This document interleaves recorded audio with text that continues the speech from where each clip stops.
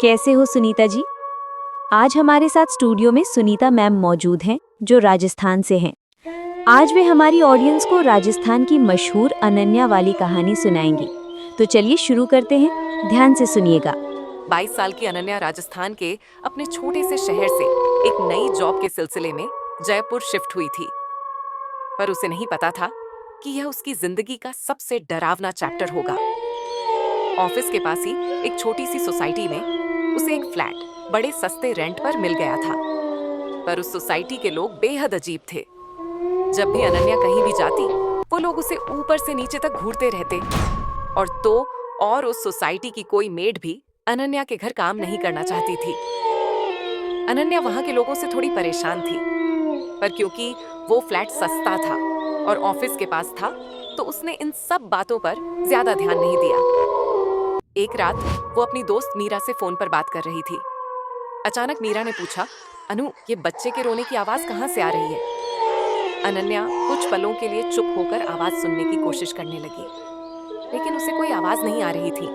उस समय तो अनन्या ने इस बात पर ज्यादा ध्यान नहीं दिया, लेकिन जैसे जैसे दिन बीते, जो भी अनन्या को रात में कॉल करता, वो उससे यही पूछते कि उसके आसपास कोई बच्चा रो रहा है क्या, क्योंकि उन सबको किसी छोटे बच्चे के रोने की आवाज आती थी। अनन्या को अब ये बात बहुत अजीब लगने लगी थी। फिर एक रात कुछ ऐसा हुआ जिसने अनन्या को बुरी तरह डरा दिया। उस रात अनन्या गहरी नींद में सो रही थी। रात के करीब 1 बज रहे थे।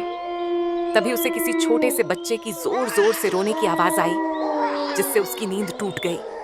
पर जैसे ही उसने आंखें खोली, वो आवाज बंद हो गई। अनन्या ने चिल्लाकर पूछा, कौन है? कोई जवाब नहीं आया। फिर अचानक से एक धीमी सी हंसी की आवाज आई, जैसे कोई अनन्या का मजाक बना रहा हो। अनन्या ने उस आवाज की तरफ देखा तो वो चौंक उठी। उसने देखा कि कोई बहुत छोटा सा बच्चा उसके कमरे के दरवाजे के पीछे छुपा बैठा है। अनन्या ने जैसे ही उसकी तरफ देखा, वो बाहर भागा। अनन्या उसके पीछे भागी, पर उसे अपने फ्लैट में कोई भी नहीं मिला। और जब वो अपने कमरे में आई, तो उसके कमरे के शीशे पर किसी छोटे से बच्चे के हाथों के लाल निशान थे। और जब उसने ध्यान से देखा, तो वो लाल रंग खून का था। अनन्या बेहद डर गई थी। सुबह होते ही उसने बिल्डिंग के बाकी के लोगों से इस बारे में पूछा। उसे पता चला कि उससे पहले एक बुढ़िया उस घर में रहती थी। उसे कोई भी पसंद नहीं करता था, क्योंकि लोगों के हिसाब से वो काला जादू करती थी।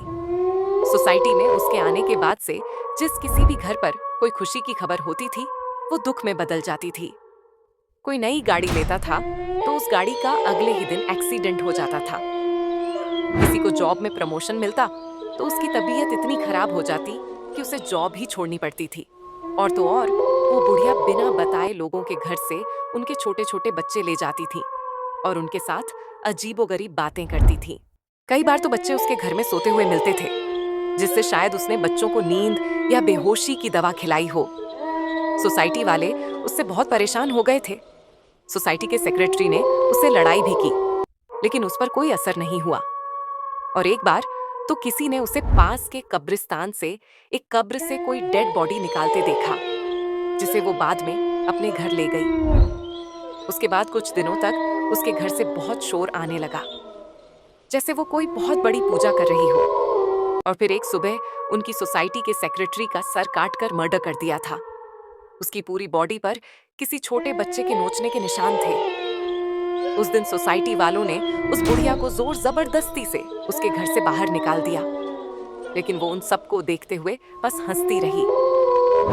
बहुत हंगामा हुआ था उस दिन। जब ओनर ने घर के अंदर जाकर देखा, तो घर के अंदर बहुत सारा तंत्र विद्या का सामान और एक छोटे लड़के का कंकाल मिला।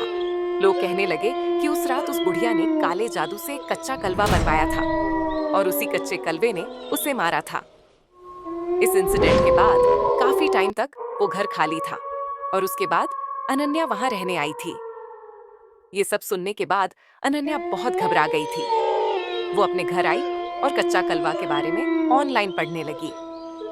उसे पता चला कि जब साल भर से छोटे बच्चे की मौत हो जाती है, तो उसकी बॉडी जलाई नहीं जाती, बल्कि उसे दफनाया जाता है। कई काला जादू करने वाले लोग उसकी बॉडी को जमीन से निकालकर उसकी बॉडी पर कच्चा कलवा की साधना करते हैं, जिससे वो उस बच्चे की आत्मा को अपने वश में कर लेते हैं और अपना मनचाहा काम करवाते हैं। अनन्या यह सब पढ़कर चौंक गई थी। उसे यह सब बहुत ही खतरनाक लग रहा था। तभी अचानक से घर की लाइट चली गई और घर में अंधेरा हो गया। एकदम से उसे सांस लेने में दिक्कत होने लगी। उसे ऐसा लग रहा था जैसे कोई उसका गला दबा रहा है। पसीने में तरबतर वो किचन में एक गिलास पानी लेने गई तो उसके हाथों से गिलास छूट गया। उसने जब किचन की खिड़की में अपने आप को देखा तो उसके गले पर छोटे छोटे उंगलियों के निशान थे, जैसे किसी बच्चे ने उसका गला घोंटने की कोशिश की थी। तभी उसे अपने कमरे से एक बहुत तेज आवाज आई, किसी छोटे से बच्चे के बहुत तेज रोने की आवाज। वो कमरे में गई तो वो आवाज कहीं ऊपर से आ रही थी। अनन्या ने ऊपर देखा तो उसके होश उड़ गए। उसकी कबर्ड के ऊपर से उसे धीरे धीरे 2 हाथ बाहर आते दिखे और फिर एक बहुत ही खूंखार सा दिखने वाला बच्चे का चेहरा दिखा। ऐसा लग रहा था कि उस बच्चे का पूरा शरीर सड़ चुका है। उस बच्चे के नुकीले दांत और लंबे काले नाखून थे। अनन्या को समझ आ गया था कि यह उसी बच्चे की खतरनाक आत्मा है जिसे वो बुढ़िया घर लेकर आई थी। वो अनन्या को देखकर बहुत ही भयानक तरीके से मुस्कुरा रहा था। इससे पहले कि वो कुछ कर पाती, वो बच्चा अनन्या के ऊपर कूद पड़ा। अनन्या ने फौरन घर का दरवाजा खोला और लिफ्ट की तरफ भागी, पर लिफ्ट बंद पड़ी थी। उसने अपने घर की तरफ देखा तो लिविंग रूम में वही भयानक बच्चा खड़ा था जो धीरे धीरे उसके करीब आ रहा था। अनन्या ने घबराकर अपने पड़ोसी के घर की बैल बजाई, पर कोई बाहर नहीं आया। तभी अनन्या का फिर से दम घुटने लगा। वो किसी तरह भागकर अपनी सोसाइटी के गेट पर पहुंची तो सिक्योरिटी गार्ड उसे इस हालत में देखकर चौकन्ना हो गया। गार्ड को लगा कि शायद कोई बदमाश सोसाइटी में घुस आया है, इसलिए वो अनन्या के फ्लैट की तरफ भागा। इससे पहले कि वो उस सिक्योरिटी गार्ड को कुछ बोल पाती, वो सिक्योरिटी गार्ड ऊपर जा चुका था। कुछ ही देर में अनन्या को उस गार्ड की चीख सुनाई दी। वो पीछे पलटी तो उसने देखा कि ऊपर से कुछ नीचे गिरा है।